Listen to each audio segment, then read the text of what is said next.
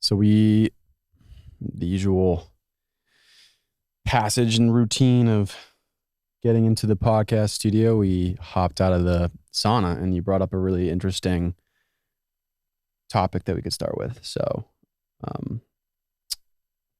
and that is reading your body and being in tune with your intuition when it comes to the sauna. I'd love to hear how you tap into that because, I think I have a good sense of when I shouldn't go in and when I should. Like if I'm feeling one day, I've gone to the sauna maybe 5 times this week. Damn, really?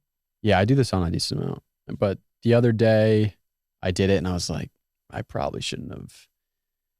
I didn't have to go in there. Just because my body, I don't know.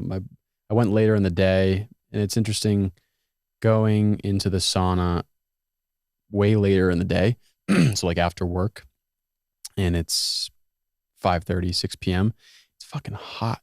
It feels like it's much hotter in there, but I believe it's the same. It's around 200 degrees the whole day, but maybe it's my body has been in motion and I don't know. I'm not entirely sure why it feels like the endurance, the amount of time that I could stay in that sauna is much shorter later in the day versus if I do it in the morning or even after that. It's pretty, I think you can analyze the fact that we just got back from 55-degree hike outside, right? So our bodies are kind of cold and it was nice to hop in there and we could stay in there for a while, but yeah.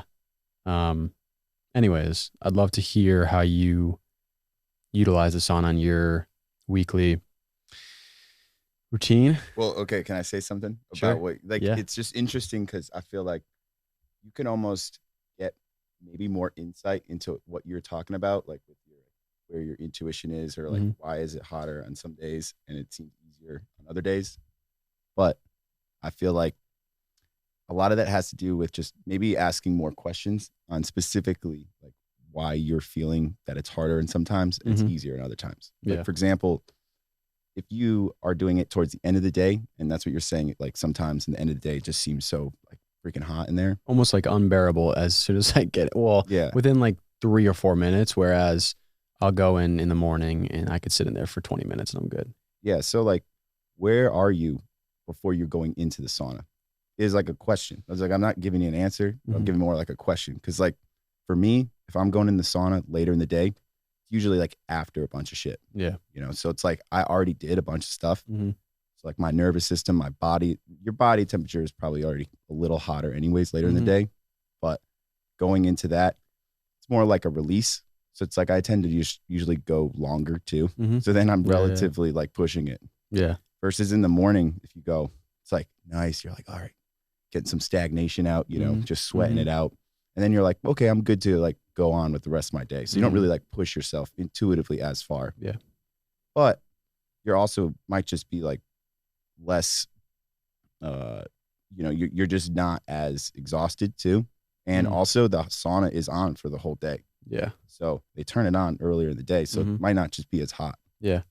But also if you say did like a workout and then you continued after your workout to go into the sauna, your heart rate was, you're just going into now this like longer steady state cardio. So you're in a sense prolonging your workout as continuing the sauna. So you're kind of pushing it even more. So that's kind of like an interesting thing with the sauna. Plus like how many people were in there prior, they're just sweating like their ass off and stuff. Like maybe factor that into the intensity of it too. It's like, it seems more humid. But like what we were asking about earlier with like intuitive like compass or something with the sauna, like what I think about is like you have like 3 strikes. So strike 1 would be like you're in the sauna and you start to feel posture start to go. You're like leaning forward, you're leaning back up again, wherever it is. Like there's something to be said about why are you even like shifting your position and stuff. You're probably starting to feel like your structural like ability in your body just to hold up your posture is starting to falter a little bit, right? There's also I'll like lean over and have my elbows on my knees. Heat rises, so your head is not as high.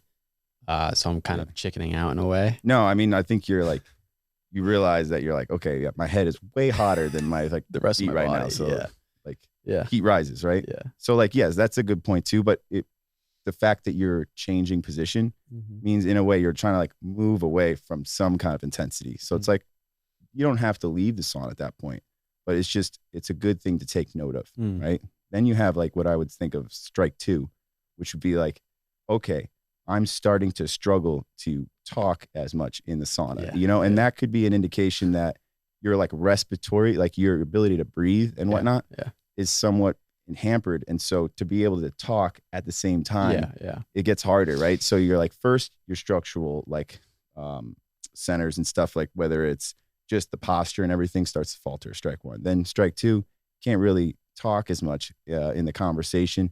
Okay, maybe your breathing is starting to, you can't just nose breathe anymore. So you're just like, all right, I just gotta focus on breathing. And then strike 3, which is the point where I'm like, okay, maybe this is a good time to get out of the sauna, is when like every discussion starts to feel like a conspiracy theory of some sort, or just some like unhidden like truth. And you're like, what are they even talking about? That's probably a sign that there's not as much blood going into your head anymore. And so you're probably good to like leave. Whoa, wait a second. Cause we just had a conversation with, when I had Hutch on yesterday, we were saying this sauna is where all the great conversations It is. Yeah, no, I mean, I agree so too. those conspiracy theories, it's because you're all delirious at the moment, like through the heat. Yeah. I mean, or just like the conversations. I mean, maybe it's not like a conspiracy theory necessarily. I know what you're saying. But like when you have a hard time following the conversation. Yeah. It was after you had a hard time keeping up talking in the conversation, and before that you had a hard time even sitting up. Yeah. You got 3 like one of them could happen before the other, but I think when you have all 3 of those strikes in place, maybe that's a good sign that you're like, okay, you've hit like that point in the sauna, you could probably head out for a little bit, just catch yourself back up. And I like to use that compass in a way instead of I hit my like 20-minute mark or something. I mean, the dial with the sand timer is pretty good, but like sometimes you can go a lot longer. Sometimes you go easier. So sometimes those intuitive compasses can help. Yeah. Just from a sense that there's so many variables that we're dealing with on a day-to-day basis. So how do we know what is best for us? Because we are always asking ourselves like, why should I do this? Or what? I think of it as like, there's 3 kind of levels with trying to understand something that you're trying to understand. And this is just very broad. So don't take it with just take it with a grain of salt. But like, you want to know what about something, you want to know how about something, and you want to know why about something. So if you start with what it is, what you should do, what's the structure, what's the framework, something like that, then now you're doing something with it, and you got to know how you're doing it. So how are you supposed to do it? How should it feel? Stuff like that. And then why might like seal in kind of the context, that the what and the hows. It makes you remember it. But of course, like repetition is a part of it. So I just think of that with like a lot of stuff, whether it's a sauna. With everything. Or I don't know. Pretty much everything. Even functional movement and other things in life. I'm curious, how many times do you hit the sauna every single week? I vary, It varies, yeah. I like to say that there are certain times when it's cold out that I feel called to the sauna more than when it's hot. But I'd say that the sauna probably at least 2 or 3 times a week, depending on if I need it or not more. Again, like, I think that the sauna is something that you getting a base level of stress. It's heat. So if you are already dealing with a lot of heat in the day, then maybe you don't feel called to do the sauna. Like, this is very mix. It makes a lot of sense. Yeah. There's some people that just they have a fixed routine. So they'll do the sauna because I know that it's good for cardiovascular health, for perspiration, for sweating out maybe toxic things within your body, but they just do it on a fixed schedule daily, and it's nice to see and hear when people are like, yeah, I don't need to do this sauna today, and just be very in tune with their body and how they feel. But well, I would just preface that I love the sauna. So, I mean, in a perfect day, I would have time for it every day. Yeah. I just run out of time sometimes. And so the sauna comes into be, you know, with every other decision, you're usually trying to think about what are the benefits? What is the cost? Maybe sometimes I'm running late. And so I'm just trying to get home to eat dinner in time so that I can go to bed in time so I can wake up with enough sleep. You know, it's just like a time thing for me right now. So that would be the limiting thing. But, you know, like, yeah, I totally see the benefit. You know, people talk about the sauna. You do the sauna 3 times a week, but if you did it 4 times a week, it increases decreases your likelihood of like all-cause mortality so much more. So why not do it more? You know, like I think that it comes down to a lot of different things. Yeah. When you're making, no one wants to hear "it depends" as the answer. Right, but it does. Maybe the question is more important. Yeah. Yeah, and that statistic has been kind of ingrained in my mind. I've mentioned it a couple of times on the podcast. I think Andrew Huberman expresses 2 to 3 times, 20 to 40% all-cause mortality rate, 3 to 5 times, or up to 3 to 5. It's like almost 60%. But there's some people that, I see Joe Rogan, or he'll like crank up the heat to over 200 degrees, and he'll be sitting there for 50 minutes. And I've seen friends or just acquaintances here that try to really test their amount of time to be in there. And after a certain moment, I'm like, why are you doing it? Why are you doing it to that extreme degree? But yeah, it varies for the person. Like, for instance, I usually do it for 15 to 20 minutes, but I tried pushing myself for 50 minutes about a month ago. Yeah. Because I knew I was going into the Temescal, the 3-hour sweat lodge. So my mind wanted to prep, my body wanted to prep for that long of grueling, hot You're preparing session. for something. So yeah. So when you're preparing for something, specificity really tends to help, because it's like, what are you preparing for? Yeah. Well, if you're preparing for, the Iditarod or something in Alaska, then I don't know how much the sauna helps. But it could still have a carryover, but it may be just doing, a lot of mushing, or is that what they call it? With the I think so. Yeah, I think you're right there. Yeah. Yeah, but my point was that, like, I think that, there's we tend to have, I know this as a trainer, you tend to feel pressure to have everything that you do, all of your theory be like science based, and there's a lot of benefit from that, because you really want to have, some type of, you just want to know that you're putting your clients in the right path and whatnot. And I like to consider, like, just be science considered, like, you want to have a consideration of a lot of things, but there's an art to all of this stuff too, especially when you're talking about intuition with your own body. Like, someone that's showing up for something like every day has a different type of intuitive feel for something than someone that maybe is just starting with something, so like having some guidance, or having some framework, or having some reference, referring to some studies, or knowing, I think that we just have so much information at our fingertips nowadays that it's so powerful, but also knowing how to apply that information becomes just as important, and so we have this buildup of science, which is an amazing thing. We just want to also know that, like, there's an art to things. Yeah. There's a science to art. There's art to science. Yeah. People say that stuff, but like, it just, I don't know if that kind of makes sense. I think the driving hit home takeaway from this topic is developing a skillful sense of self-awareness, being in tune with yourself so that you can measure how you're feeling and analyze your body, and then also understand your environment around you, and constantly learning. It's a balance. Yeah, it's always a balance. It's a balance, which means that that's not necessarily a state as much as it is an action. So, like, at least that's how I'm thinking of it. You're the closer you can feel like you are to balance on something, you might actually realize that you're falling out of balance a lot more. Like there's more minutia to that imbalance. But like, I think the movement towards trying to get to a balance, whether that's like using some intuitive compass, right? Or using some type of reference, scientific literature or whatnot to kind of have an idea of where you should be going. I find a lot of peace of mind in just trying to move towards balance than trying to maintain balance. Yeah.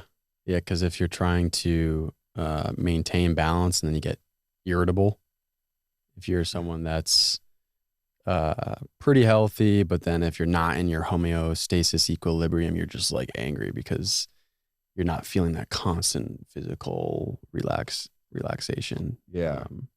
It's a constant. That's a. Like you have,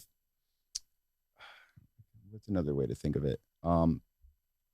If you have a ton of information at your fingertips, it's easier to become biased in some ways just because you're referring to your information that you have to your fingertips. You know, there's like so many different ways. We're all guilty of it. We're all biased. Yeah. We only have a certain amount of bits that we can handle through our conscious mind.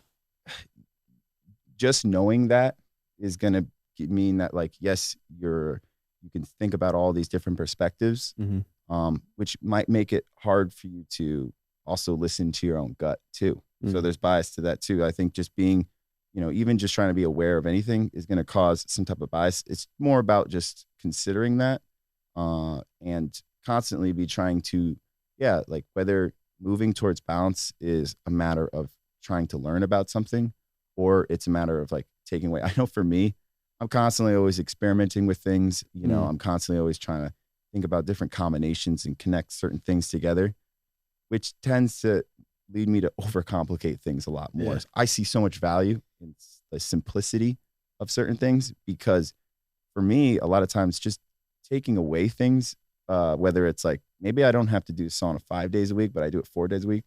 I tend to get a little bit like, I see some progress from that, which some other people, maybe they just need to be exposed to stuff and adding something. If they have a very rigid framework, rigid schedule, I always do this. Well, then you say, okay, well, have you tried to do something like hang from something for a little bit? Do your shoulders ever get that type of stimulus? Well, no, I never even thought about doing that and stuff. So then they have that addition and they feel like a lot of progress from that. Well, so I think that's a great way to kind of like introduce what you're doing at Squatch. So you've already expressed how you evaluate or how you work through your current job. So what am I doing? Yeah, I ask myself that every day. Yeah, so if you want to run through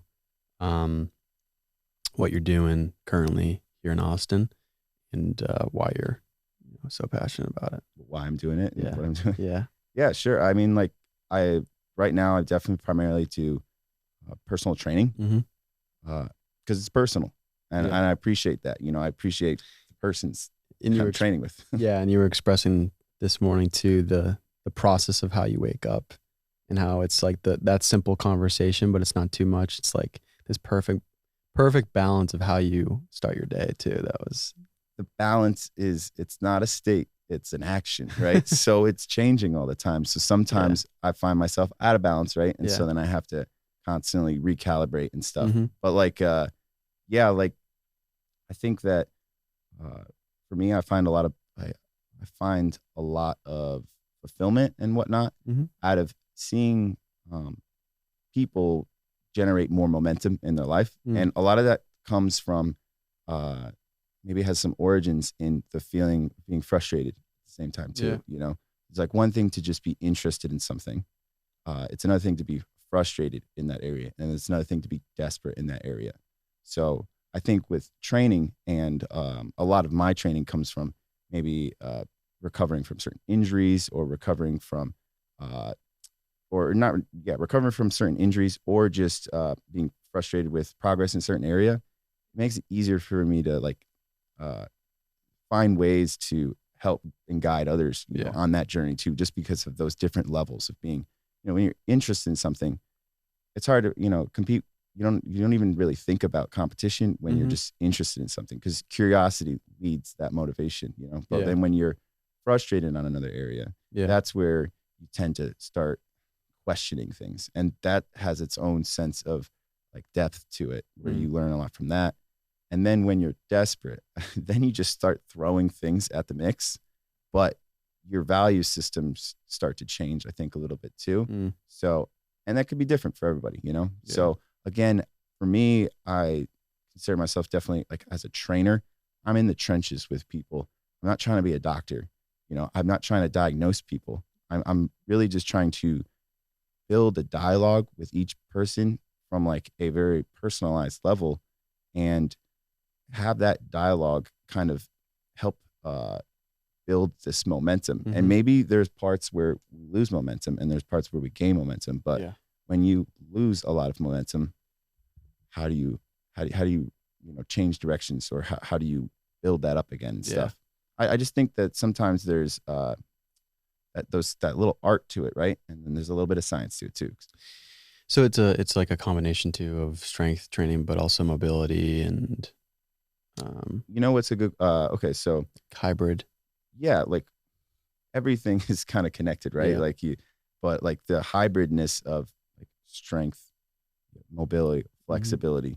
You know, I like to say that it's kind of has to do with tension and tension control, right? So if you are in a static stretch position, so say you just all splayed out, you're trying to relax into more length and whatnot, there's an amount of control that you have to just relax there too. So that relaxation might be dealing with like the tension that's in your body. But when you're, you know, at the bottom of something like a squat, right, you're dealing with a different type of tension than at the top of a squat too.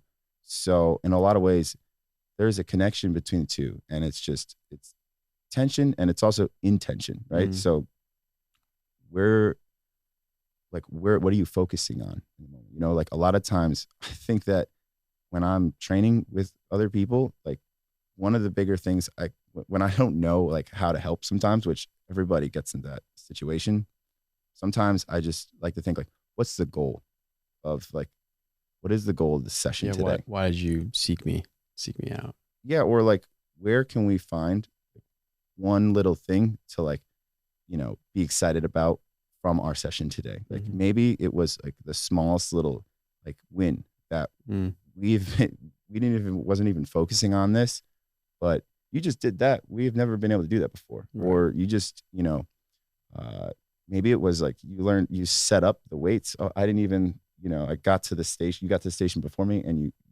already had the station set up. That's a win, because that's autonomy, you know, in the sense where, you know, all these exercises, all these movements, they're tools in a way that we still have to know what to do with them and when to do it, how to do them, like why should we be doing them? And that changes all the time. So, you know, going back to what I was saying of just sometimes simplifying things and only changing one variable at a time, it helps us with our ability to use that intuition, because we can say, is this getting better or is this getting worse? That's like more of like a dialogue.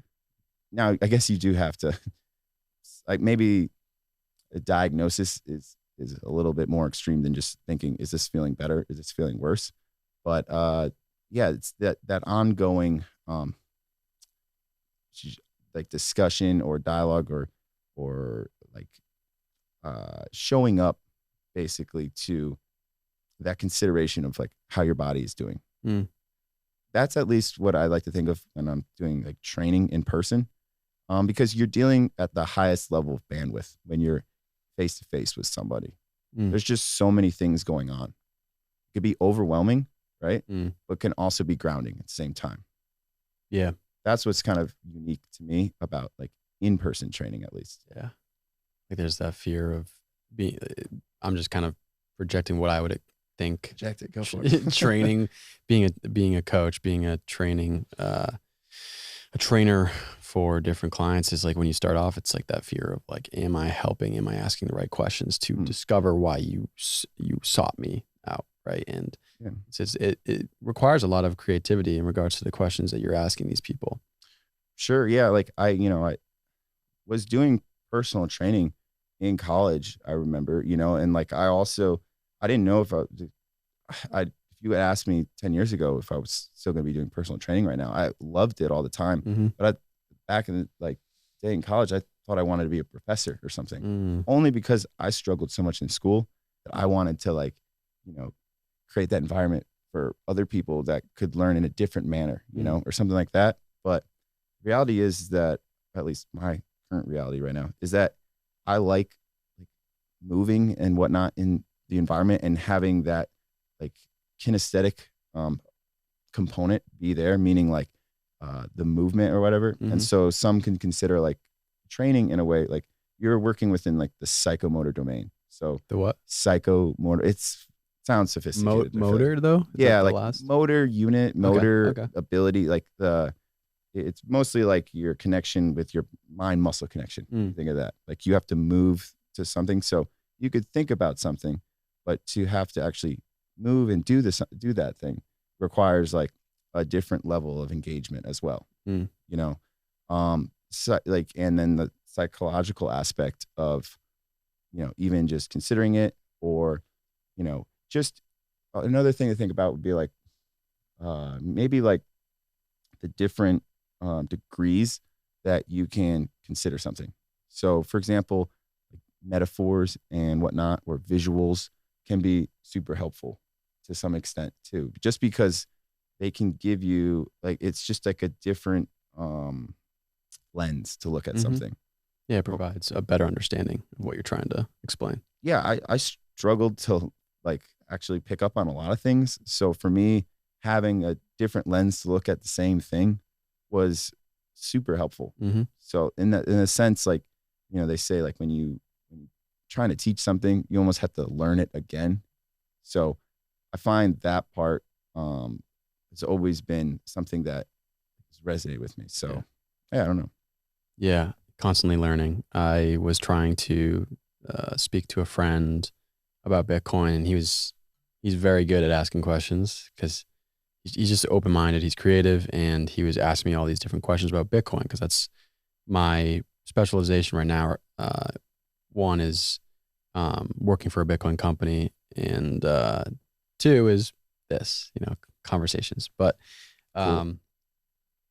but yeah, so he was asking me all these questions about Bitcoin, and I was like, wow, I gotta revitalize my learning, my knowledge of Bitcoin, because I'm starting to either lose that because of the finite amount of memory that we have, but also, it just kind of shows how much there is to know about the topic, and how do you kind of consolidate it so that you can explain it to people, especially Bitcoin being a very it can be simple at times, but there's a lot of different questions and doubts and fears about certain things. And so just to, I totally resonate with your statement of it's a constant, life at least is a constant relearning things, or placing your perspective on things in a new way that can help you and help others. And so just trying to use metaphors can provide a crystallization of something that you might not have been able to understand when you get just the more face value.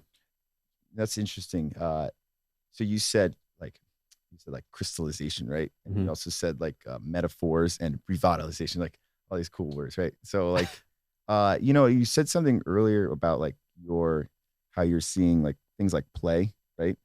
And how that kind of factors in to maybe your process, your journey of trying to understand things, right? And I think that that maybe that's why metaphors have always been interesting to me, because it almost seems like you're playing with some context of things, whether it's okay, let's take this this information that we know, and let's play around with it in maybe a different way. Maybe it's taking something and turning it into being clever or whatnot.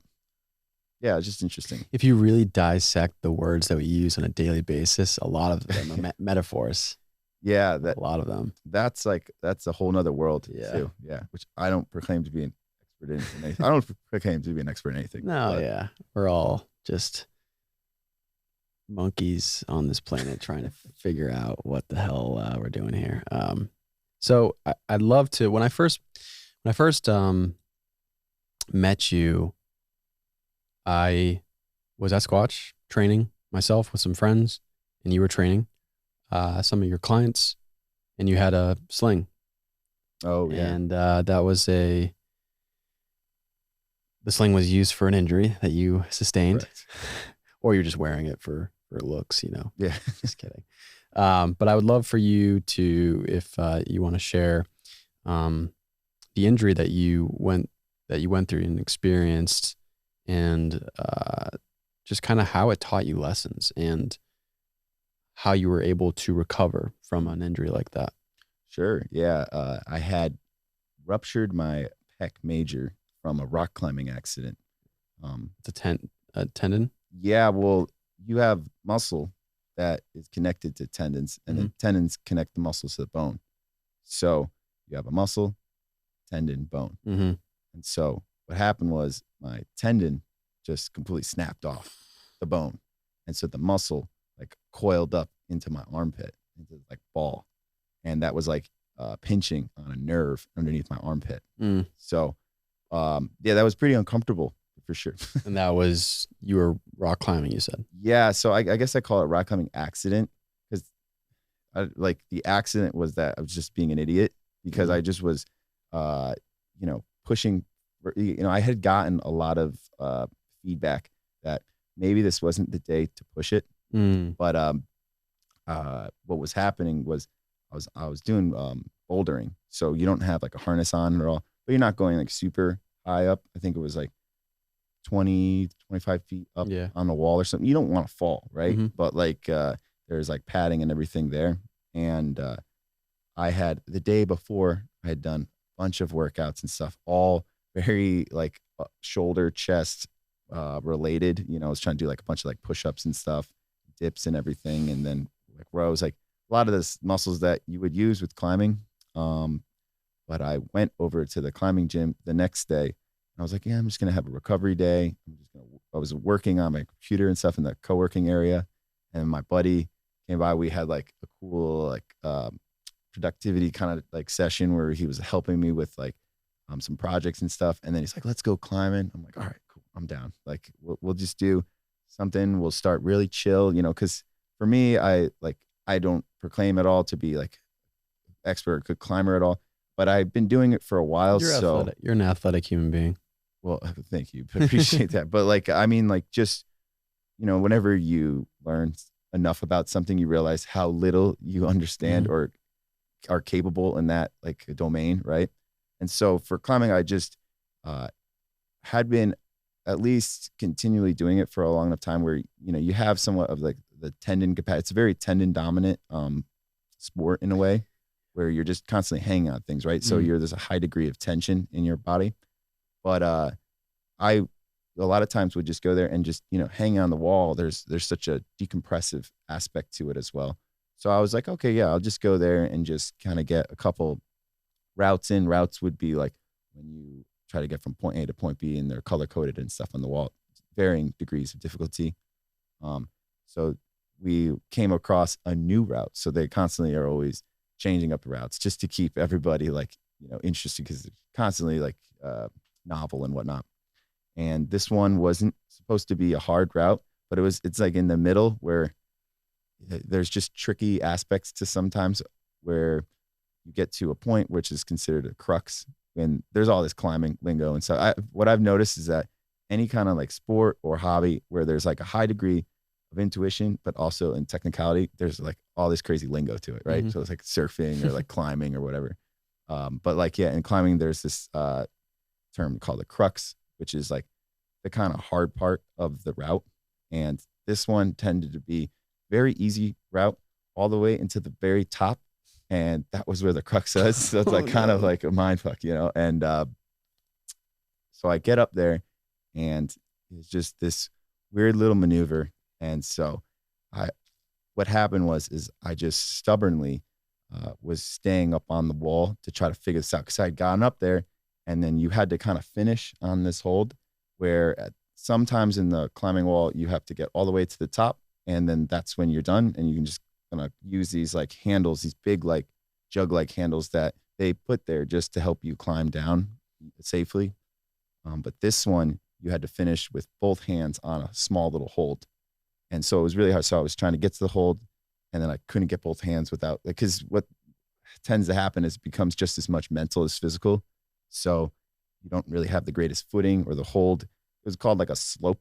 So like a slope hold just doesn't really sound like a good hold. You don't have to be a climber to think that it's not really the greatest hold. So, but either way, like I was trying to get it, and I was up on this wall for a while, and mentally just pushing myself to get past this point, you know.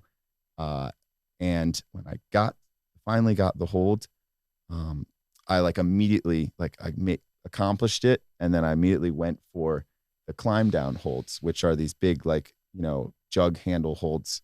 And when I did that, my foot, that was the one foot where I was supporting myself, slipped off of the hold. And so I just fell into kind of like a free fall on the wall. And instinctually, I reached out with my arm that was already reaching for that climb down hold, and I caught it. And, you know, it was just reflexive kind of, you know, and so when I caught the hold, I like caught myself into like this, like one arm kind of like cliff, you know, what they don't tell you in the movies is when they do the cliffhanger thing, like you could snap your arm, you know? So like, it wasn't as cool when I did it. And so, I instantly felt like my, pec, you know, just there's something snap, and I can just, you know, I didn't fall, but like when I caught myself, I knew immediately that something was off, because my heart rate like immediately got super, like I felt it, but it was just shock. And I knew instinctively, like I felt this like guttural feeling. I was like, I got to get off the wall, and just like could barely use my arm to climb down. And then I get there, and my friend's like, dude, awesome job, dude. That was a cool save. I'm like, no. I messed up. Like I hurt my arm like really bad or something. Wow. And he's like, really? Like, you know, and I was like, yeah, cause the thing is like a lot of times injury comes down to capacity. Right. And so I didn't have the strength to do like a full one arm pull up, not to mention falling into like what we would consider is when you're ever lowering into a movement, where your muscle is contracted, but it's kind of lengthening at the same time. So like that is considered an eccentric. So that's like the most damaging part of a movement usually. And so that was what was happening, only I was doing that with one arm in a pull-up. And so I think also when I was talking to the surgeon and stuff later, they said that like a lot of times like reflexes, when something like scares you or you just like instinctually do it, you can tend to push your body even further. And so I think all the perfect storm of all these different things happened. And so, you know, I ruptured my pec there, and, you know, you could tell I could like lift up my arms, and you could see like there's just a giant muscle missing in my like armpit, you know, like the pec area. And it was just, very uncomfortable because of like it's nerve crunched up, right? Your muscle too. Yeah. The muscle was like impinging my like nerve in the armpit, which again, was very much a learning experience. You know, I had relatively healthy shoulders prior to that. So a lot of times, this type of experience of going through this makes it easier to empathize and also kind of understand how like long the process of recovering can take, you know. And in a lot of ways, there's aspects where I'm still working back up to, but that was about a year ago. And so, you know, we're doing well with recovering with it and everything. For me, my kind of goal would be to get to doing like a one arm pull up, where that would give me the sense that it's like, okay, I'm coming back to having capacity higher than where I was prior to the injury. But what happened was, so I had to get surgery. Now, some people choose to not get a surgery for that, but the problem is that you're missing an attachment point where your muscle naturally did attach to the shoulder. And so you would lose out on some functional strength just because the muscle attachment isn't there, so I chose to go, this is the case where I do work with some people that are like considering knee surgery or certain other surgeries, and we're just accounting for, a baseline of like ability, right? So let's just make sure that you have proper ankle ability and, your knee moves, all these things prior to just getting like a knee replacement or something. But then this is a case where with the shoulder surgery, I'm very grateful for modern surgical like applications, to reattach it. But, the problem tends to be when people go through surgery and then you go and you get physical therapy after, which works great. I'm a big fan of physical therapy. I, learn so much every time from, physical therapy and whatnot, but either sometimes the technology or just the amount of like opportunity that you have to work with a physical therapist runs out. Right. And so, when I was done with physical therapy, for example, with my shoulder was definitely not 100%, so there's still more work to, build back up that capacity, build that connection. What was very interesting with the shoulder was, I think because of the injury was relatively more traumatic than some other kind of tweaks or injuries I've had before, in the sense where it was like feeling that nerve pain and the amount of like nausea that kind of came with it, just from like probably the nerve, and just there was a lot of this, what some could call it like a fear activity pattern, where your body, doesn't have the same kind of confidence in that joint. And so you have this reaction where you kind of pull back or you don't like extend. And, to get to a point where you have a greater capacity for any type of component, you have to approach limitations, but you want to do that in a manner that, doesn't leave you with residually feeling like worse. You should feel better after your training and stuff like that too. So that's where what it really comes down to is really being able to find the right like gradient of intensity or the right movement, what's best at that time, or at least makes you feel better after. And sometimes that's it's just on a gradual spectrum, so like having different types of tools, having different types of intensities.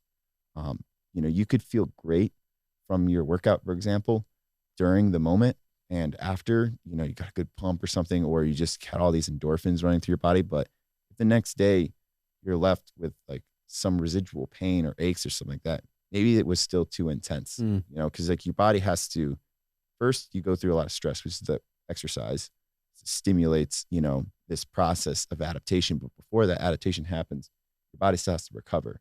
So you want to respect that, but you also want to confront some limitations. So how do you do it in a manner, like if you can make it fun, make it interesting, meaningful or whatnot, that leads to it being sustainable. But if you can sustainably stay consistent, that's the recipe that seems to have led to a lot of success with a lot of people.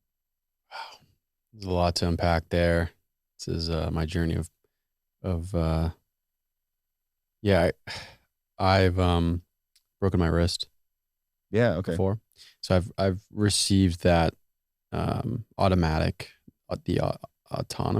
nervous system, or I've just received nausea. My wrist, essentially, it cracked in half. I broke the scaphoid, the small bone right here. Yeah. And even though it's a small bone, it doesn't seem like it'd be like a major part of like your wrist. It has everything to do with rotation. It's crazy how the body tends to, there's reason for almost everything, right? So like that small little thing has a lot to do with. Yeah, it's so fascinating, and like trying not to get in the way of your body's ability to recover is something that it's so interesting, because we put all this intention to kind of recover for something or to avoid something. But a lot of times we get in the way of a recovery just as much. And maybe getting in the way is a matter of just like getting help for it, or it is just like trying to push through something, or, it's trying to, you're you're not confronting that limitation either. But I wanted to know what happened. How did it shatter or something? Yeah. So I started snowboarding when I was in 8th grade. I would consider myself a pretty quick learner and a natural athlete. And Nice. so, yeah, I don't mean to like, the reason why I say that is because you're a natural athlete. I'll tell you that, so you don't have to say it.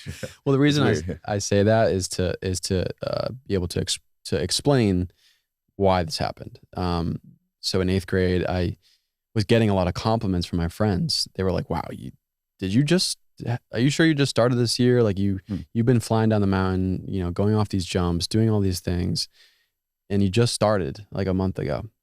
And so in 8th grade, I was just feeling really confident. I was just going on any trail and going off of these crazy jumps, and the jumps, including the side trails that are the elevation is just very unbalanced. So it's just rocky, right? When you're going through these like small trails in the woods of very like reactive New England. Yeah. So you're just like, it's a bumpy ride.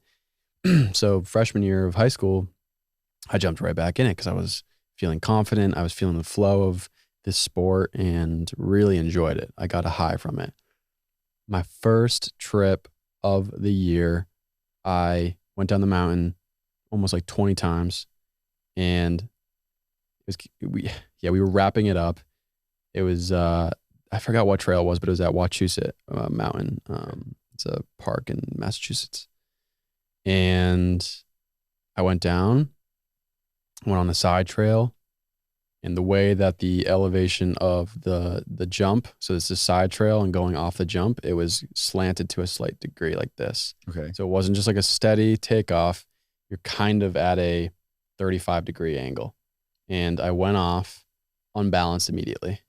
So I was, the way that I propelled off the incline of the jump, I was already face forward. Because I'm trying to remember exactly, but essentially when I got off, I was unbalanced, leaning, and I just put my hands out to recover. I got up in the air, and yeah, my wrists were the first thing. My hands were the first thing to recover the fall of being maybe 5 feet in the air. And immediately I felt weird. Not like a severe pain or anything like that, but it was just shock through my entire body. But the first thing I did was go like this. Mm-hmm. I was like, whoa, what's going on? And so my buddies were like, "You okay?" I was like, "Yeah, I think so." And then got up, tried to board down the rest of the mountain. I was like, I can't do it. I'm starting to feel nauseous. And so I took my board off. I started walking down the mountain. I was like, we were pretty far up the trail. We had a ways to go. And yeah, I couldn't even walk. I was getting so nauseous. Wow. And so I told my friends, I was like, "I'm sorry. Like, I don't know what's going on." And I could sense it was in my wrist, but also my body was just feeling really weird. So I had two friends that lived in my neighborhood. It was like these two friends that we could just ride bikes with each other and knock on each other's doors in our neighborhood. And so they tagged along with me. But one of them he's just really queasy. He can get queasy we used to fuck around with him, and we would put like long blades of grass to our mouth to like pretend we were gonna gag on it, and he would throw up. Oh my God. So he just like he's not the best person to present an injury to. No. Like, so blood everywhere. Well, he was right next to me. We're waiting, and the ski patrol comes down, and they're like, "All right, well, let's take a look."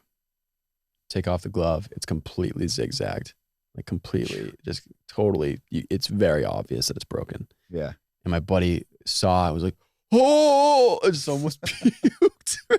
And so then that kind of, I'm a freshman in high school. Yeah. 14.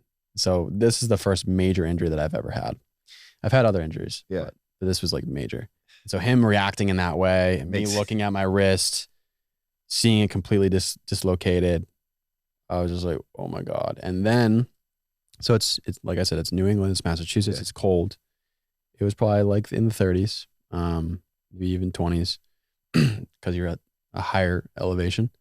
So I told them, I was like, "I can't walk down the mountain. I'm feeling really bad." So they had to toboggan me down.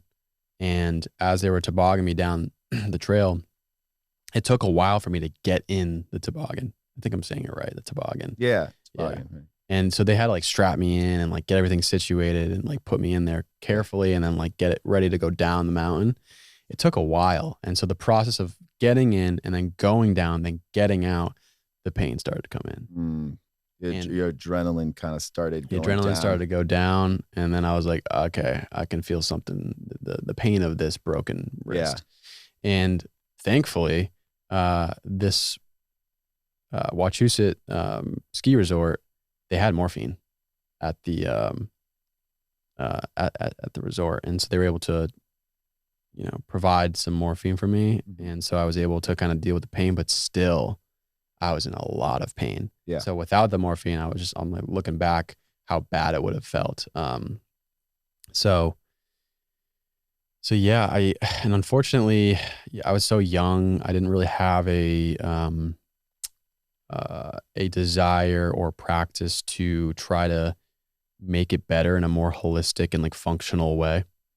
So I had it in a cast at one point, but it was like the beginning cast that they put on. So it was like bandages, more so wrapped up. Mm-hmm. Eventually they put the harder encased cast on, but the bandage one, so I was getting really itchy. I was going to say the hard one gets itchy. Well, the first one was even itchier. Oh, really? So I was taking a ruler, I was itching, but what I was doing was jamming up the cotton inside, and it was bulking up and putting pressure on my wrist.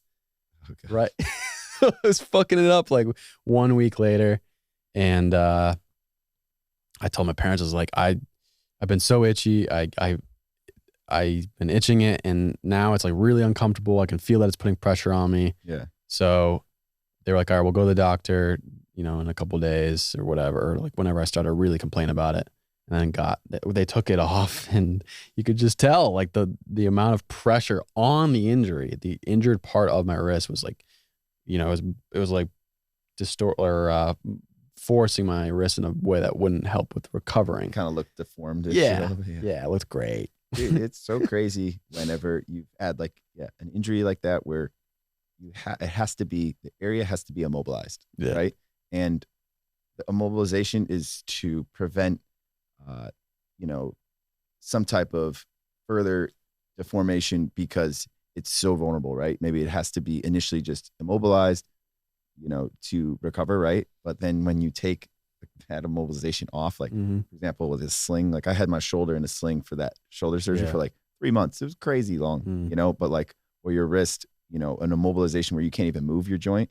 And then you look at your arm or whatever, and you're like, oh my gosh, it's degraded so much. Got so skinny, and the muscles around it, we're so weak. I just had that experience enough times to see the value in just moving your body to some extent, using it, because when you don't, you lose it so much faster than it took to gain it. Yeah, it's very interesting to see the pictures I've witnessed online. I don't know who posted. It's been posted by a few people. It could have been Huberman. It could have been Peter Tia, whoever, some medical scientist or doctor, showing the bone. So the bone structure, you're able to see the bone of a leg of an older person, and then all of the tissues and the muscle around them, and shows someone that like an older person that's been working out their entire life, and someone that hasn't, and just like the stark difference of how much the bone density. So when you're working out, the average person that's not really maybe as informed with strength training and just exercise in general, they're not thinking your muscles or your bones are going to get bigger. But they see, is that correct? Am I correct in that observation that if you're just building, you're building strength within your muscles and your tissues and your tendons, and you're constantly just navigating the seas of how your body is feeling and just trying to really be in tune with it. Yeah. Your bones actually grow stronger as well. Oh yeah. I mean, bone density. Yeah, you're correct. Like, here's another metaphor, right? Or something that you can use to visualize this, right? If I were to explain this to someone who, like you said, like someone that maybe a lot of the big words or whatnot would be, they're only so much useful as much as you can relate with them, right? But if you think about like your muscles and you think about your bones and how they're kind of related when it comes to Like how does something like strength training or working out affect your bone mineral density, right? If you think of like your bone as kind of like the wood part of like a bow, you think of like a bow and arrow, like a bow. Mm-hmm. If you think about the bow part and then you think about the string part, your muscles are like kind of like the string. Like when you're pulling back the string, that's kind of like what your muscles are doing when they're like contracting, right? And so because the muscles are attached to tendons, which are attached to the bones, so when the muscle contracts, it pulls on the tendon, and then the tendon pulls on the bones, and that's how you kind of move. And so like when your muscles contracting and the tendons are pulling, it's kind of like this drawstring of a bow, and then the bone part is kind of getting that stimulation, like on the that bending is actually happening on bone, and so that kind of stress gives the bone this type of stimulation that it's like, okay, I need to be sturdier or strong. You know, it's just a direction and adaptation. And then depending on your nutrition plan, you can help with the recovery of and process of building muscle and strength and bone minerals. Sure. I mean, if you want to recover, right, it's just like, you think of like a construction site or something. Mm-hmm. You got to have materials that come to this construction site, right? So how do those materials get there? They get there, maybe on roads or whatnot or something. Those, how now, if there's a lot of traffic in those roads, then you might not get those materials as quickly, right? So that's where like doing things like stuff that like where you're getting a lot of blood flow to an area can help with your recovery to some extent, because now you have more circulation, going there, and that's what's going to carry the nutrients. But also like you need the you're getting the nutrients a lot of times from your environment, from food, from stuff like that. Yeah. It's very, very simple explanation, I feel like. Yeah. But sometimes people forget, or you can describe it in a more intricate way for people to even understand more fully, more wholly. Well, yeah, like again, it's just because something is simple does not make it easy. Right. Still, you know? Yeah. So a lot of times how you apply it and how you put forth that type of action that you're trying to do, that's where, the art comes in. That's where you would want to have some consideration of the science, but also know that there's like an art to the science too. It's the art of life. Like every aspect of your life could be an art, and it's so cool. There's a book on that too. I think I have on my list, but something that comes up too, like just see, like going back to the casts, Oh yeah. Like taking off the initial cast too, and then eventually the more hardened one. I think I had it on for over 3 months. Okay. But even the first one that I had on for 2 weeks, just like looking at all the muscles around, and then how hairy my arm got too. Really? Yeah. That's interesting. So I don't know what it is, but if there's a certain part of your body that gets no light whatsoever, it's completely encased to darkness, as well as it's moist for a decent amount. I think the cast that I had on it was kind of moist, and that moisture would get contained in there, cause more hair to grow. Wow, probably smelled great too, right? Oh yeah, fantastic, so good. Hey ladies. But so it's very interesting to get like for your body to get sunlight, but it also, a thought that comes up is how adaptable your body is. Very much. So like how fast the amount of hair that grew on my arm, and just how fast it recovered after having it encased and protected. Yeah. It's very interesting how quickly our bodies can adapt and recover and we can assist that recovery, as you went to the surgeon. I mean, like whether something adapts quickly or it adapts slowly, body's always adapting. Yeah. That's the thing, like people will say this too. It's the body's never out of shape. You're just in shape to what are you asking it to be in shape for? Because it's like your body is constantly always adapting. It's a really cool way to put it. You just like, what are you in shape for? And that type of like shape can be something that is an adaptation that happens in an hour. It could be something that happens in 24 hours or weeks, years, and whatnot. Mm-hmm. You know, so like that's where it tends to help to have some type of aim. You know, when you're, say, if we want to bring it to, because we're talking, you know, to personal training and stuff like that. So we're in the gym, right? And so if you're in the gym, what's the goal? That's kind of goes back to what I was saying, like, or what's, you know, what are you aiming to try to do? Maybe it's just you're trying to feel better at the end of your session. And that's actually not a bad aim at all, because in a way it's pretty sustainable, because you can look forward to feeling better, you know? So, but also maybe there's a goal to, you know, you have some type of thing that you're trying to specifically like prepare for, right? So you have some type of preparation that you're doing, specificity, like what we were saying you were preparing for, or so. Or maybe it's like, you know, you're on this transformational journey. Regardless, your body is constantly adapting. So whatever things that, and you got, I guess a good question to think about is like, what type of adaptation are you looking for? Because even if you are adapting, that adaptation could be happening at a much longer time frame than you want. So a lot of times I'll tell people, like, if you can extend your time reference that you want with this adaptation, this goal of yours, that could be huge for your progress. So for example, if you have a goal in 6 weeks that you're trying to accomplish, that's great. And by all means, I'm not saying don't have short-term goals and stuff, but like if you could consider where you want to be in 2 years from now with your training, it could lead it, you know, that can, just that consideration can give you a lot of insight and lead to, you know, so much. You'd be so surprised at what you can accomplish in like 2 years versus what you can accomplish in 6 weeks. You know? Yeah. And for me, just from my own experience, I was coming to the gym just to feel good after, just to feel mentally good and physically good. And then that's just kind of been a way of life now, just to be able to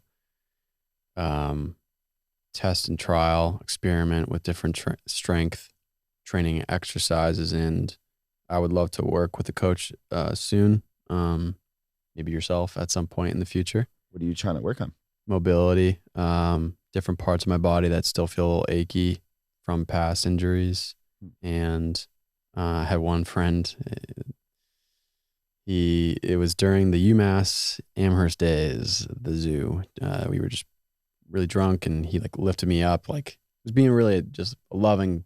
It was like a loving, oh, I love you, man, or whatever, and lifted me up. But he like really lifted me up, and fucking smashed me on the cement ground.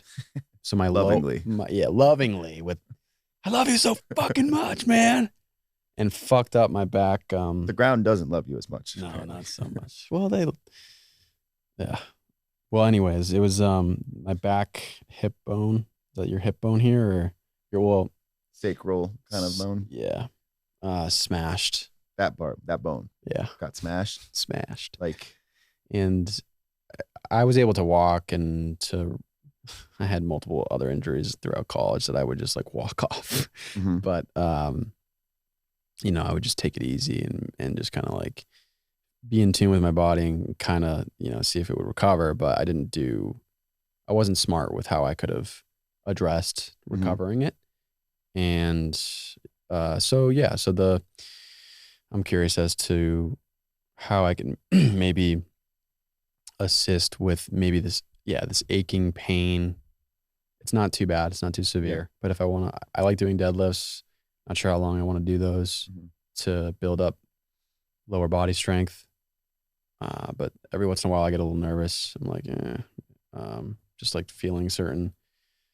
And yeah, it's like overall I would like to analyze my whole body, right? Like to literally just scope out all aspects of my body, my spine, decompressing my spine, looking at different muscles, different tendons, joints, right shoulder. I fell on that when I was in college. So I do some shoulder exercises. So I'd like to have more time and intentionality with how to strengthen my body in certain areas. But overall, I mean, I feel pretty good. It's just that there's certain, certain parts of my body that I could strengthen more. You did something interesting there. And like when you were explaining your like lists of a lot of these injuries and stuff that you had and whatnot, and you said you wanted to like kind of scan your body, and you did this with your hands where you kind of went from like top down, right? Yeah. You want a top down approach, head to toe, right? Well, like this is something where I've been very blessed in a lot of ways to have like these great like mentors and stuff where I've like learned a lot from, and one of them had to shout out to like Ben Patrick, knees over toes guy. Okay. And he's one of the things that like I really learned from him, and I've adopted a lot with my own training, is kind of taking this approach instead of head to toe, from like toe to head, like kind of ground up, right? So like, for example, if you have like this hip issue that, because your friend lovingly smashed you onto the not so loving pavement or the ground, whatever this case is in the hip, it's kind of hard to directly approach that versus like build kind of from the ground first, and just make sure that, if you have like an ankle issue, that maybe you have some limited issue within your ankle. I do actually, in my right ankle. It makes it hard to really dive into the hip without first accounting for the positions below the hip, just because we do have this foundational approach, this foundational aspect of function in our body, especially just the barefoot shoes that seem to be all the rage here within like. Yeah, you said you wanted to talk about that a little bit. Yeah, well, and I think this is a great segue into it, just how I've seen pictures of humans' feet prior to the industrial age using these like dress shoes that would just like really tighten. I remember seeing, like, she passed a long time ago, but I remember seeing her feet, my grandmother, how the arthritis, all of her toes would be squished. Yeah. And she had terrible arthritis in her hands and in her feet. And that could have been multiple things, but to see how the formation of how the shoe encases in your foot, or encases your foot, it can cause other problems within your entire leg. Could you like dissect how? I mean, have you seen? Yeah, sure. Like, have you seen those like pictures of like tribes people and stuff like that? Like webbed feet. Their feet look closer to hands. I'm trying to like do that right now. With this. Yeah, like it's fascinating, right? Because I mean, if you think about it, like we took our hands, right? Yeah. And we put mittens on our hands, and then you took those mittens and you put a giant like rubber coating sole kind of protection area on your palm, and you just wore those all day.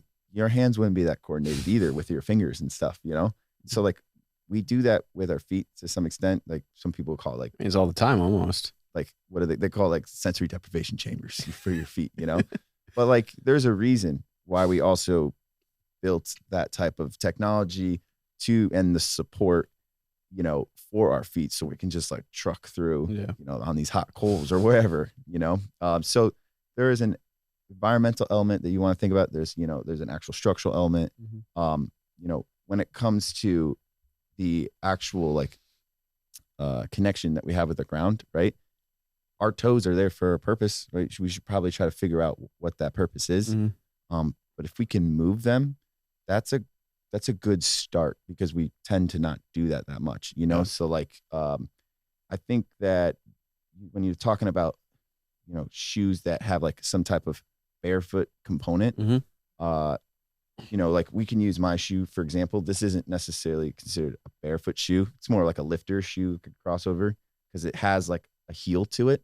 So like that could be one part of the like barefoot component is, they call that like a heel drop or whatnot. Like, so why would you have that? I mean, if you looked at like a real competitive, like weightlifter, like Olympic weightlifter shoes or so, they have like a relatively aggressive heel in the back. And that's for a purpose. So it kind of helps take the ankle out of the equation for like a deep squat. So you can get, more engaged. There's a lot of different reasons for it, but having that heel on all the time can lead to your Achilles and your calf and whatnot being shortened more than it necessarily is. We just don't think about like those slant boards that we have like all throughout the gym. It's very simple. It's just a slant and a board, and you can use it in a variety of different ways. But that degree, that angle is really just trying to supplement our lifestyles with some degree of a slant, because we just don't walk up hills and down hills as much. We don't get that same type of ankle mobility. We exist primarily on these like flat environments, whether, sometimes people get themselves into trouble when they go and convert into these barefoot shoes and they go and try to run like 5K in their like in the Beaver 5 shoes or so, and it's still on pavement. Yeah. So there's that dimension of like the 3-dimensional like environment that you're supposed to be, your feet are adapted for. Yeah. It's not really there on pavement, and that's just like, so where some support helps with the shoe, but then also like going back to when we're talking about using our toes and stuff, just having like the toe box, which you would consider is like the compartment in the front where your toes are boxed in, like if it's wider, you have a little bit more capacity to move your toes with it too. And then the last one would be of like the 3 basic components when they consider like a barefoot shoe would be like the pliability of and the flexibility of the sole itself. Okay. So like that would allow like you to utilize, your arches and stuff like that too. So, for me, like I'm on my feet all day when I'm training, and so I wear shoes. I like to have multiple different types of shoes to wear, so that you're getting some type of novelty with the stimulation. And when I'm not, when I'm back home or when I'm outside on the grass or something like that, I wear without shoes too. I'm a fan of it all. I just like to ask myself, like, what's the purpose of some of these things? And sometimes we just don't know, but it does. Like we went on a hike earlier today. Feels great to take off the socks and everything after something like that, because there was a purpose to have, shoes that have some support when you're carrying like 70 pounds or something on your shoulders too. And it's a rocky surface, and it's like dry Texas soil and whatnot. But like there's within your sole of your foot and your toes, that type of stimulation, that the feedback that you get from the ground in the bottom of your foot is actually very directly connected to even the engagement of a lot of your lower back muscles and whatnot, and it makes some sense when you think about why that might be the case, so if you're like walking and you slip on an area or something with your feet, or you step on something sharp or whatnot and you pull back your leg, but you are middle walking, your hips your low back have to turn on to counterbalance for that. Yeah.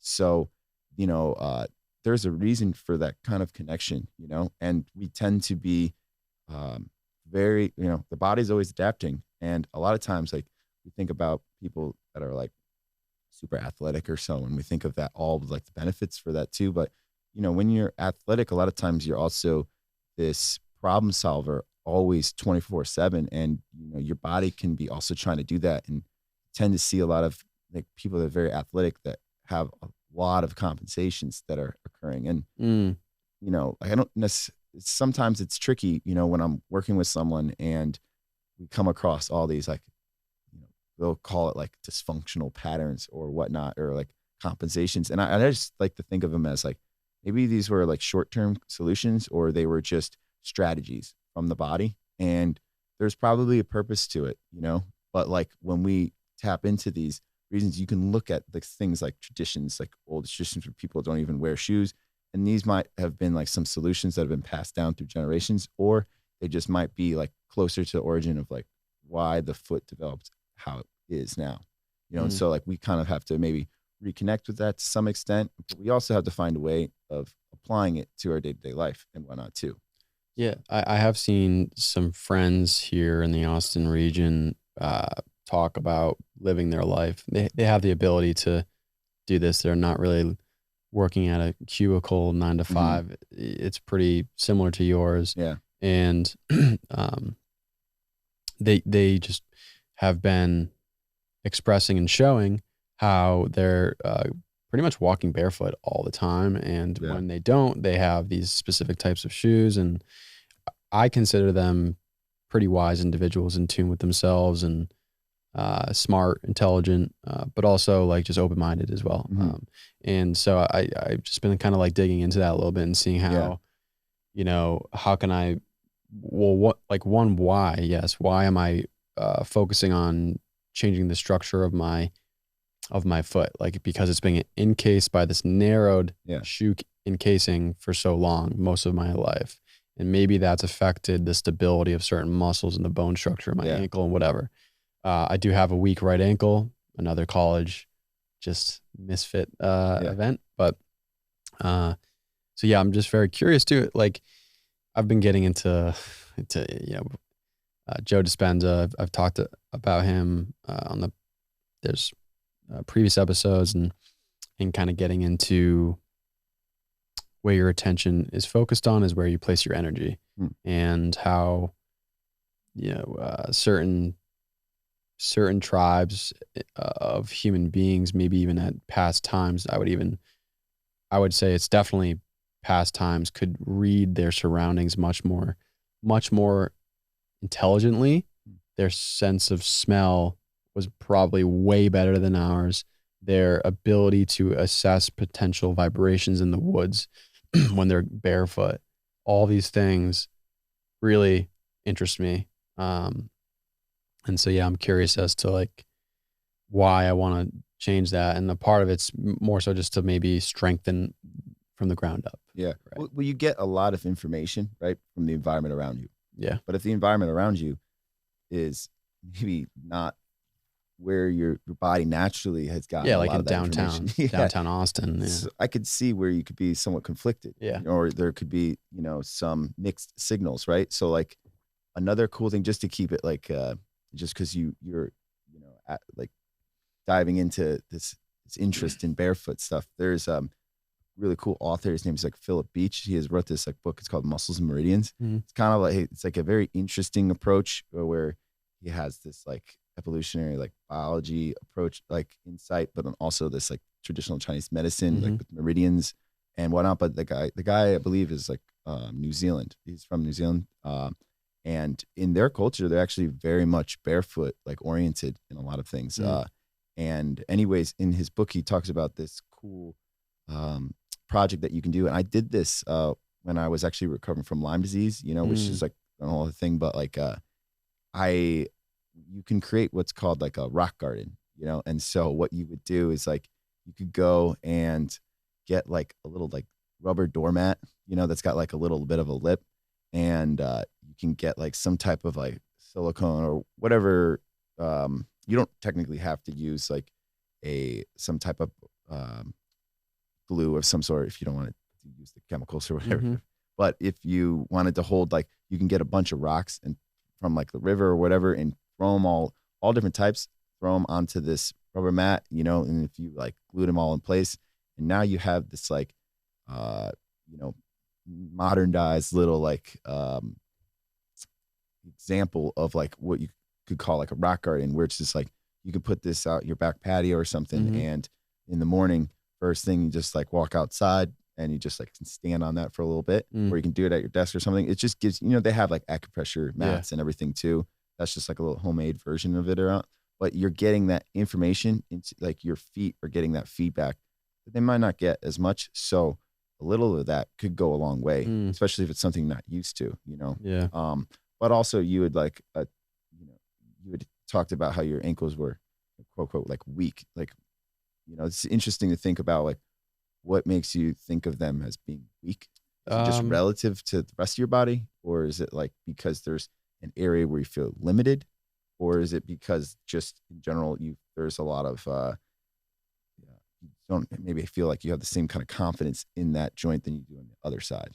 I've twisted my ankles a few times. I played soccer, so it's very much, you're using your legs and your feet.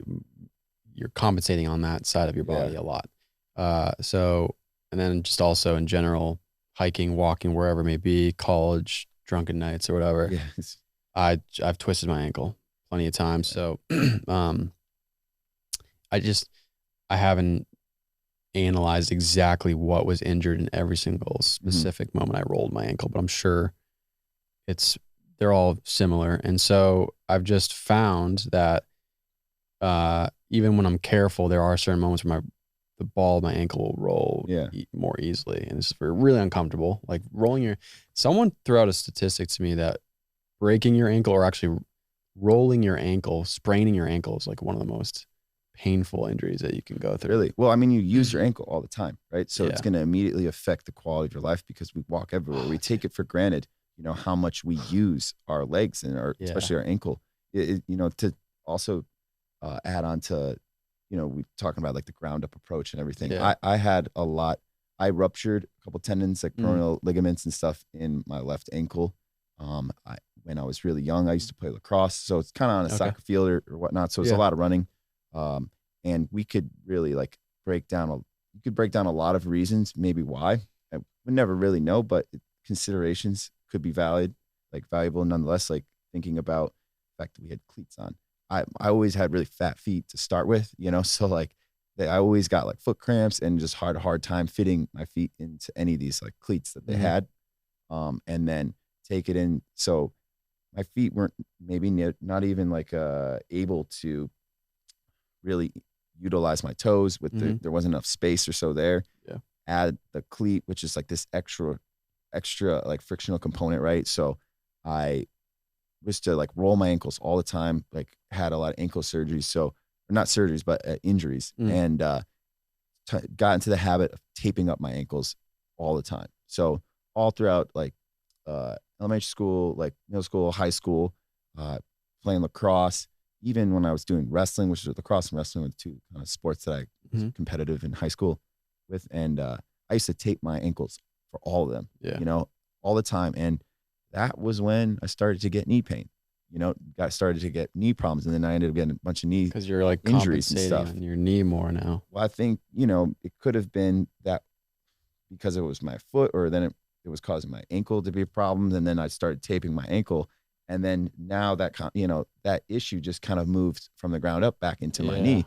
And so, you get knee surgery the first time, like at the first time I had knee surgery, I think I was 17.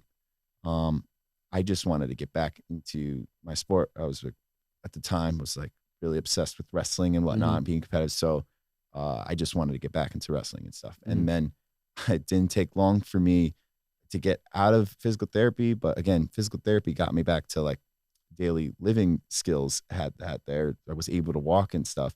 But then as soon as I got back onto the mats, I injured my knee again, not too long ago, or not too long after. This was a while ago. But then I had to go and get a procedure again on the same knee. Going through that the second time, that's where I was like a physical therapist. I'm like, okay, what do I got to do? They're like, okay, don't bring your knee past 90 degrees, like do all these little band exercises and whatnot. I'm like, okay, I'm going to take in notes, trying to do everything the first, because you don't want a third injury on the same area.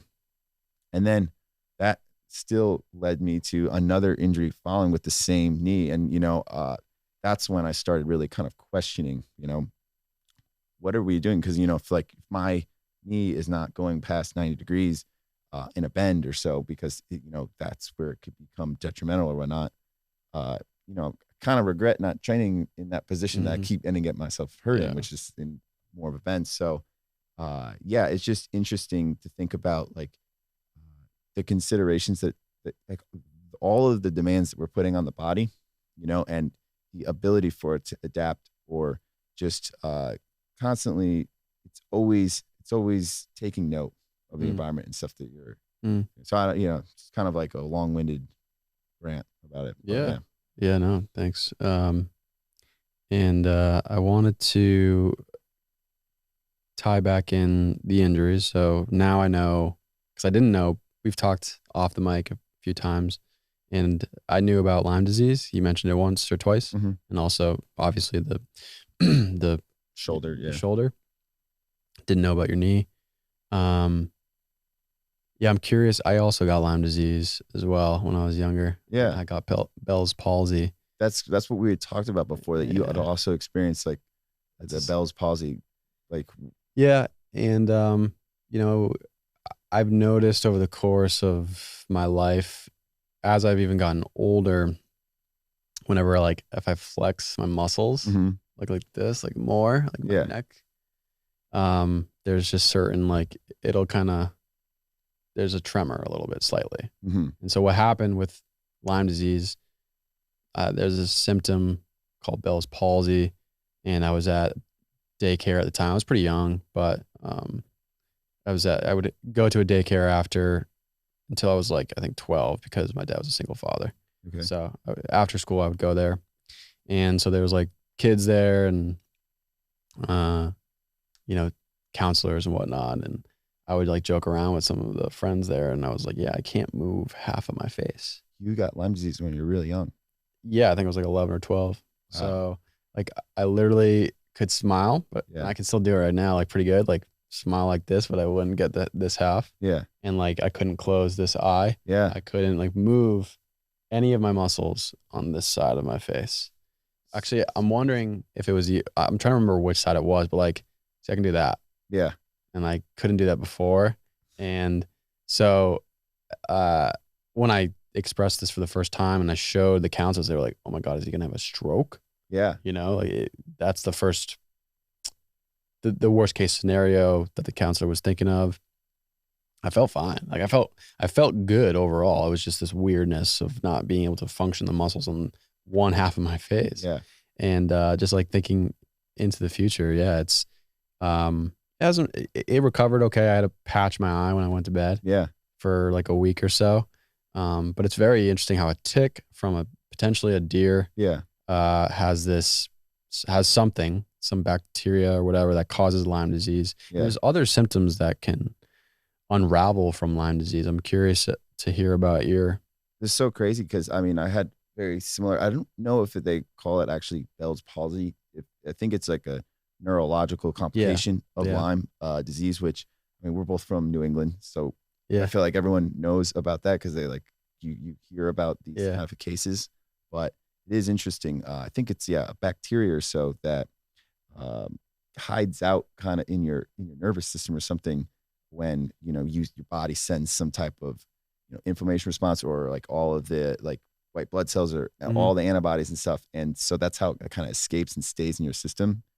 I don't proclaim to be an expert in it, but yeah, they causes a lot of these neurological complications for better or worse reasons. And yeah, I also had a similar case where it wasn't until actually I had gotten, I guess what would be the best way to like just to kind of explain kind of the onset for me, or just like because I guess like I also had to wear the patch on the eye. Basically what happened was I was working for my uncle. We were building like bocce court with all my cousins and stuff, and digging up dirt and everything. And I saw this, like, did you ever get like see like a bullseye, like a tick bite, like sign or anything? No. Oh, I've seen signs in the past, but like when this all occurred for me, I didn't see it. Like I didn't see a sign or anything. Well, it's so crazy because you sounded like you're pretty young when you got it, and what was really really kind of threw me off too was, because of the facial distortion that you got from like having like part of your side of your face kind of paralyzed or so. Yeah. Made it like I did not want to communicate. I didn't want to talk with people. I felt like a monster. I was with friends, and I had friends laughing. We were playing soccer, and he couldn't stop laughing at me because I was like, like I couldn't. The way that I looked when I was like talking or when I was laughing, it looked like really odd. Yeah. And so we both were laughing, but I hung out with people like I just didn't give a shit. Like, but I can see as an adult, then when you go to work, if you're in an office or wherever, it's like it is odd. It does look. It's weird. People like look at you like, did he have a stroke or something like that? And it can be kind of if you're a normal human being, you look at things that seem kind of out of order, right? It's just like your attention is attracted to something that seems out of place. So if you're not, moving half of your face when you're talking or whatever, it just like looks weird. It was, for me, it was hard to talk too, and so then when it was hard for me to talk, and there was so many other things, I really felt like a loss of clarity in a lot of ways, where you just wake up every morning with this, it felt like, like the worst hangover possible. Wow. And I kind of had a lot of like joint pain within wow. everywhere. Like I would wake up and again, going to like, I got bit by this tick, or I don't know what it was. I just saw that there was just this giant purple circle on my leg. And I thought it was like, was sleeping in my like uncle's basement in a sleeping bag, just because we had all me and all my cousins and stuff, we had come over to help build this bocce court.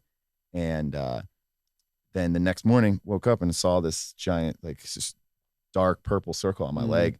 I was like, oh no. Like, I mean, everyone there knew about like heard about Lyme disease or whatnot. So it was obviously a concern. Yeah. But I'd only heard about it being like a bullseye or something looking like. So I was concerned, but I was still had plenty of stuff that I was doing. It felt fine or whatnot. So I was doing a lot of landscaping later that day. And it wasn't until like I just started to feel really sore and kind of, felt like just really off.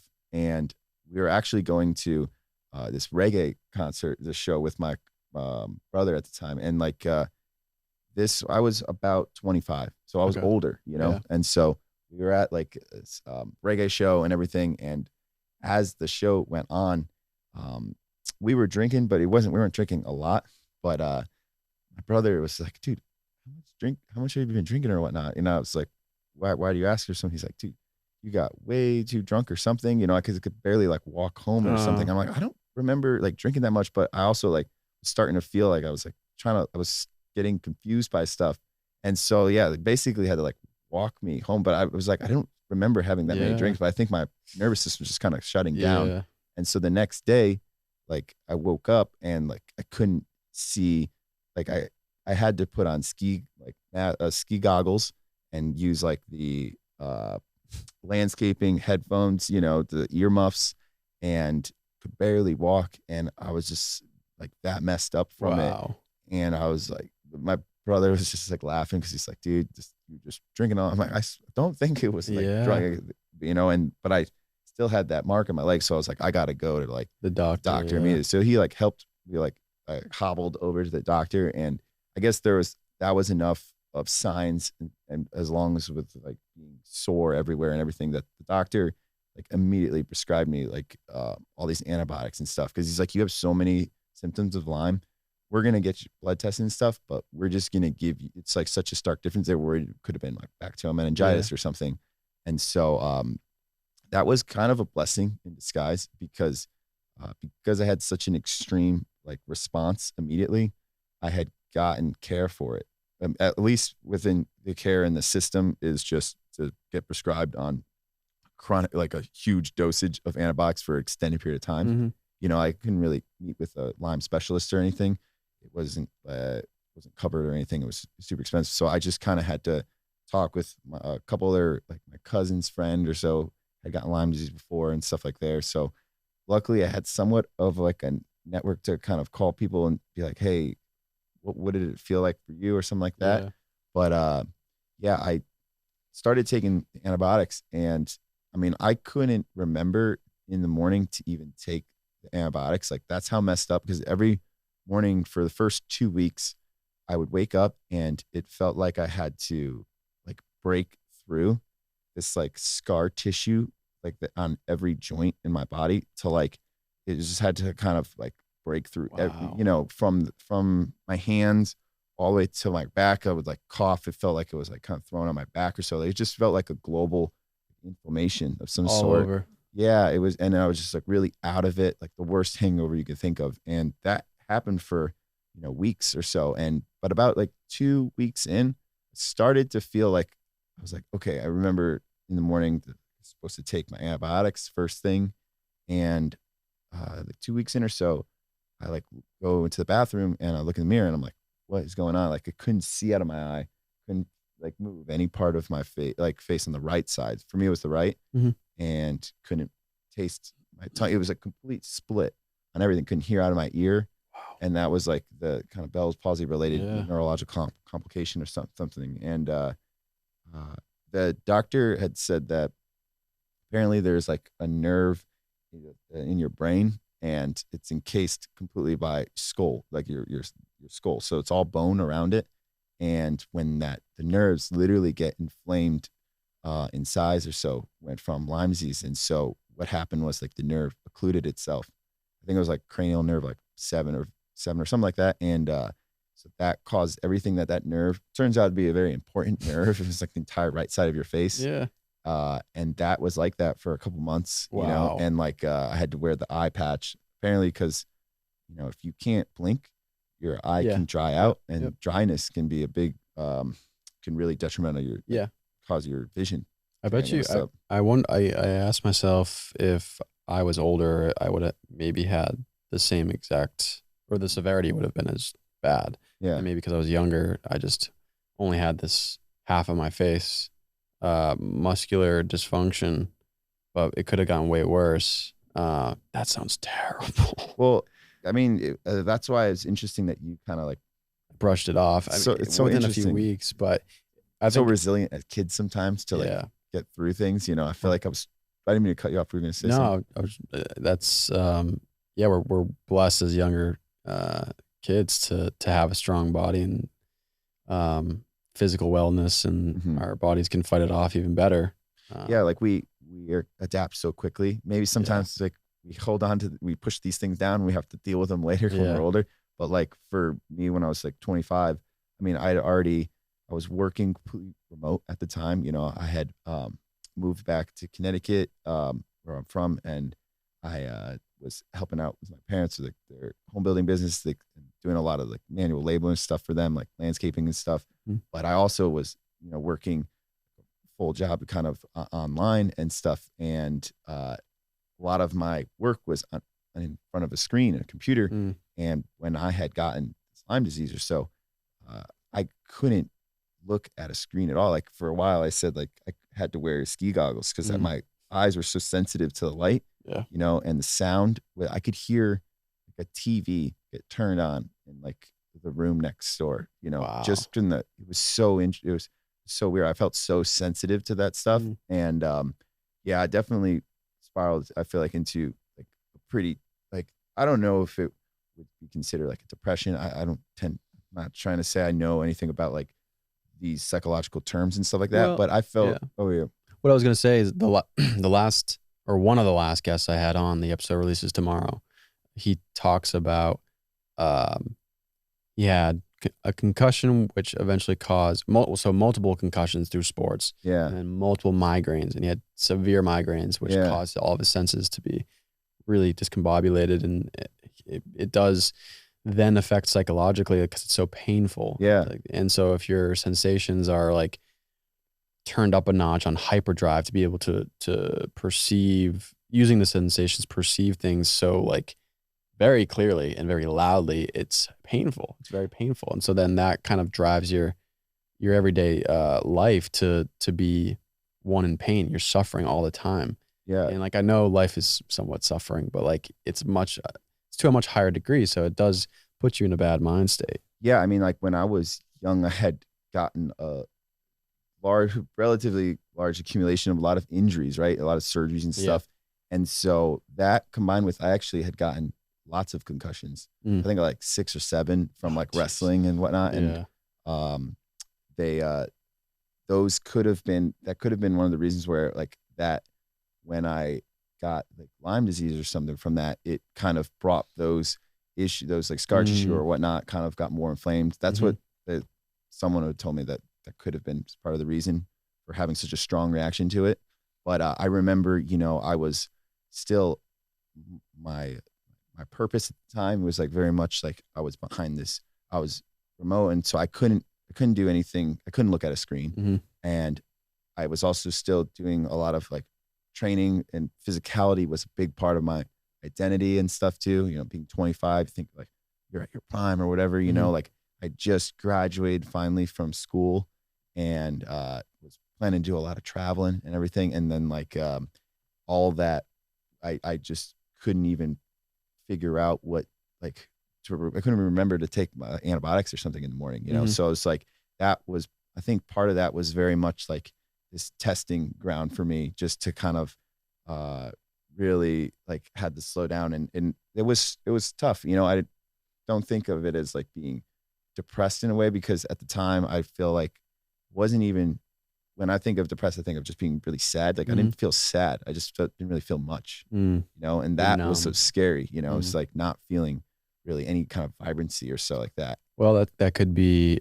a survival mechanism of the amount of pain that you're receiving through this heightened degree of sensations, like the loudness of the TV being turned on that you wouldn't normally be able to perceive if you had this, if you didn't have Lyme disease. And so your brain, our subconscious is, or just our brain's ability to kind of just enclose in our ego and close in to protect the finite amount of information that we can receive.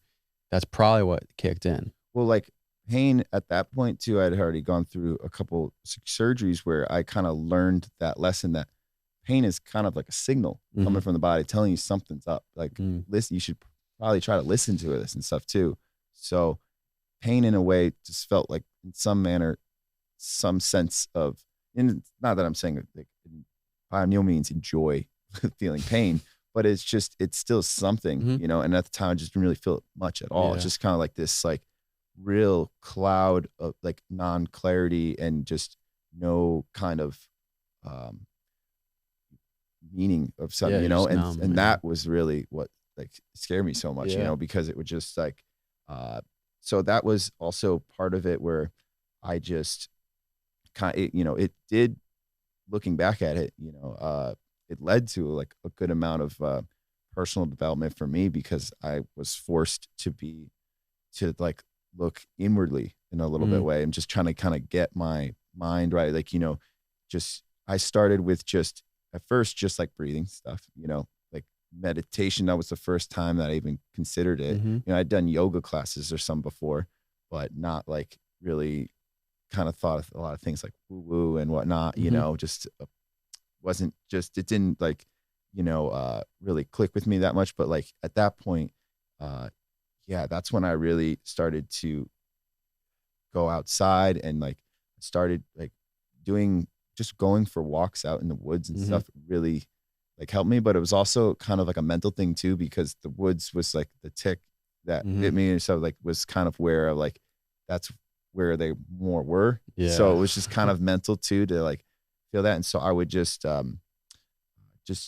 doing anything like that's with like the rock garden, feeling like the sensation in your feet, or I would get like grippers and like hand gripper, and I would just walk while like trying to grip stuff, you know, like trying to get as much like kind of information back kind of was a good start, at least just because it gave me some like sense of movement. Cause I felt like that stagnation from like like not clarity, not having that physicality and stuff like that was, it's something that changed. Like kind of what I was saying before, where it's one thing to be interested, it's another thing to be like frustrated, it's another thing to be desperate.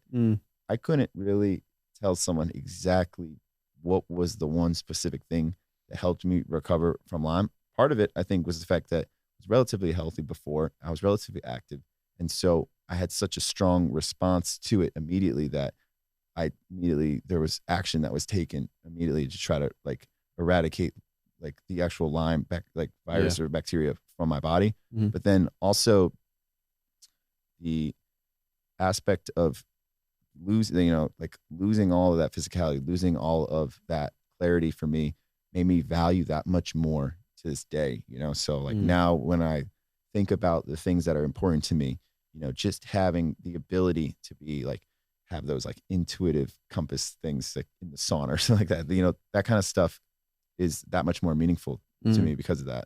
Yeah.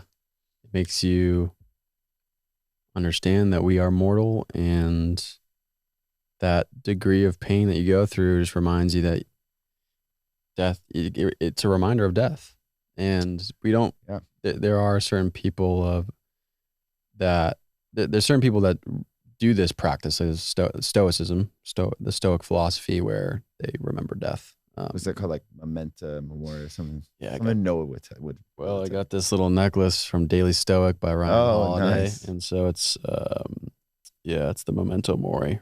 I can't really probably see it to the camera, but cool. It's like an hourglass, a flower, and a skull, and showing just that, reminding us to live our lives in the most fulfilling way that we possibly can, because we only have a short amount of time here. Yeah. And so these painful moments where I break my wrist, you hurt your knee, you get Lyme disease, or you tear that shoulder, that tendon. It's a pretty big reminder that is helpful to move on forward, to appreciate every day. But I totally agree. And like, I also think though that like this thing that's so valuable, sometimes at least has been so valuable for me, is knowing that there's always some degree that you can get back on that, like on that path, like you can engage with that process of recovering, right? Mm-hmm. So like it doesn't have to be a fast improvement. It just has to you just have to be moving back to balance. That's where like what happened was, fast forward to 2 years after getting like dealing with Lyme disease and stuff like that, and 2 years or so after that, I felt like I was relatively recovered. I didn't work a job behind a screen, still like felt, but again, those might have been things that like, in a way, like I just was more cognizant of like the value of being out, getting some sun, getting some nature, like moving the body and stuff like that. But there's I completely forgot what I was saying. What were we talking about? Just appreciation for life through that painful moment, the higher degrees of pain that you experience through, whether it's physical injuries or emotional. And but one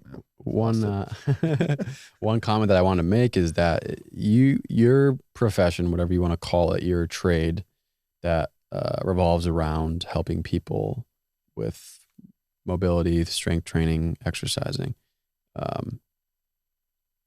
It's now you are now more, I would say, effective as a trainer because you've gone through these injuries. You've had to live it. You've had to actually embody that pain of a tendon snapping off of your bone, right? It was off your bone, and going through Lyme disease and having this neural attack, right? And your knee and all these different things, where there could be trainers that don't really, they like the idea of the profession, but they don't actually go through these major injuries or different difficulties. Mm-hmm.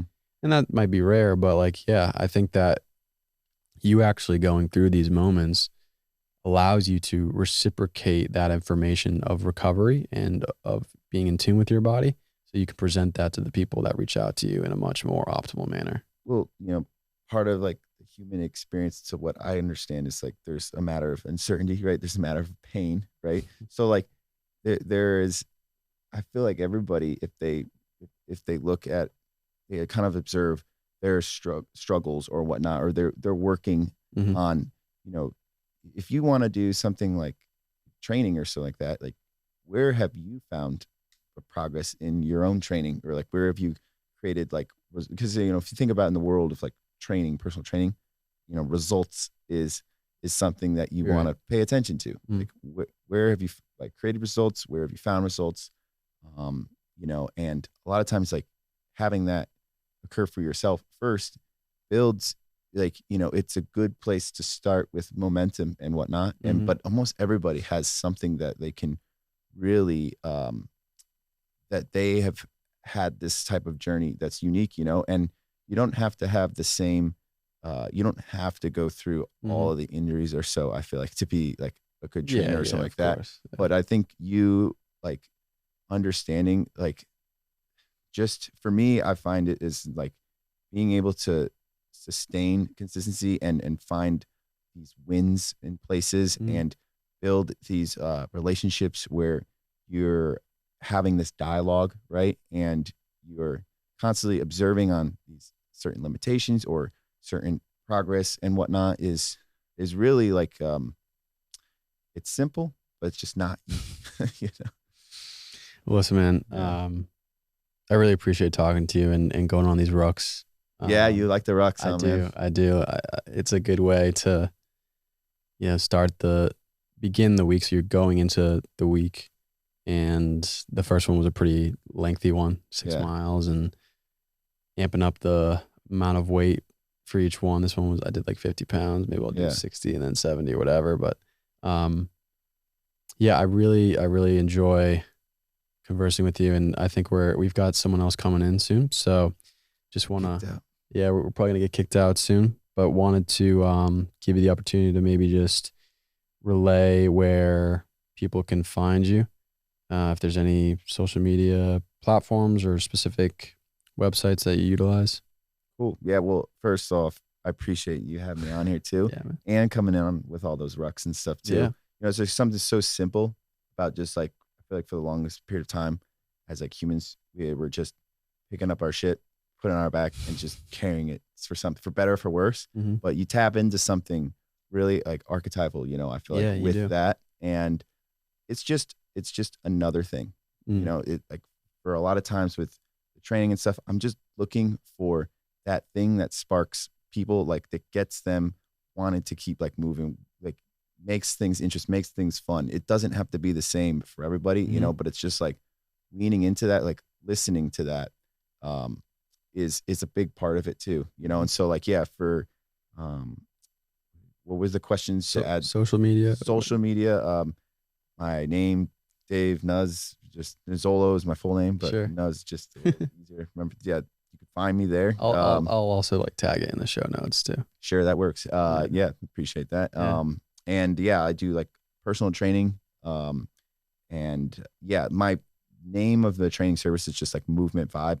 The idea is just like finding that like that vibe, that like that movement of yours. Where my passion definitely comes along like the idea of finding the things that make people really like look forward to their type of relationship with this physical autonomy, you know, the ability to, maybe it's like you were a surfing hobbyist, you know, and you want to, but you get banged up there, or you just like, you want to get back to it, or you want to stay in the game, you know, or it's just, you want to be able to engage with the ground more and play with your kids or whatnot, you know, like what matters is what matters, but it doesn't have to be the same for everybody. You know, that's what makes the training personal. Yeah. You know, so, beautifully said, man.